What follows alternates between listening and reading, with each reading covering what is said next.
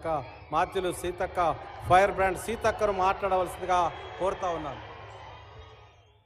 అశేషంగా ఈరోజు తరలి వచ్చినటువంటి మా కరీంనగర్ సోదరులకు సోదరిమణులకు మరి ముఖ్య అతిథులుగా విచ్చేసినటువంటి మన అభిమాన నాయకుడు అభివృద్ధి ప్రదాత యువతకు ఉపాధి అవకాశాలు కల్పించడంలో ఈ ప్రభుత్వాన్ని ఎంతో ముందు చూపుతో తీసుకెళ్తున్నటువంటి సీఎం రేవంత్ రెడ్డి గారికి వేదిక మీద ఉన్నటువంటి పెద్దలందరికీ పేరు పేరున నమస్కారాలు. కరీంనగర్ అంటేనే చైతన్యం. ఆ చైతన్యాన్ని ఈరోజు ప్రదర్శించాల్సిన అవసరం ఉంది.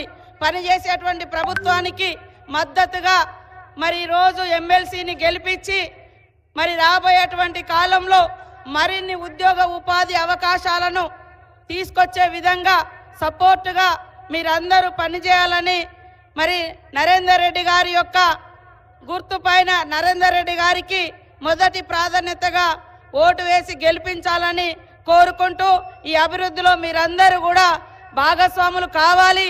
ఈరోజు బీజేపీ నాయకులు మరి 11 సంవత్సరాలుగా ఎన్ని ఉద్యోగాలు ఇచ్చిండ్రు, ఈ యొక్క 11-12 నెలలలో కాంగ్రెస్ ఏం ఉద్యోగాలు ఇచ్చిందో ఒక్కసారి చెక్ చేసుకోండి. ఈరోజు ఒక్కటంటే ఒక్క పథకం తీసుకురాకుండా మరి పబ్లిక్ని మభ్యపెట్టే మాటలు తప్ప ఈరోజు ఈ రాష్ట్రంలో పింఛని 2000 రూపాయలు ఇస్తే కేంద్రం ఇచ్చేది అందులో 200. ఆ రోజు 10 ఏళ్ల కింద ఇచ్చిన రేషన్ కార్డులు కేంద్రంలో మన మన్మోహన్ సింగ్ గారు ఇచ్చినటువంటి రేషన్ కార్డులే ఈ రోజు వరకు ఈ మోడీ ప్రభుత్వం ఒక్క రేషన్ కార్డు కూడా మన రాష్ట్రంలో ఇయ్యలే. ఉద్యోగాలు ఇయ్యలే, ఉపాధి లేదు, నిధులు లేవు. ఓట్లప్పుడు మాత్రం రకరకాలుగా మాట్లాడతారు, దేవుణ్ణి అడ్డం పెడతారు.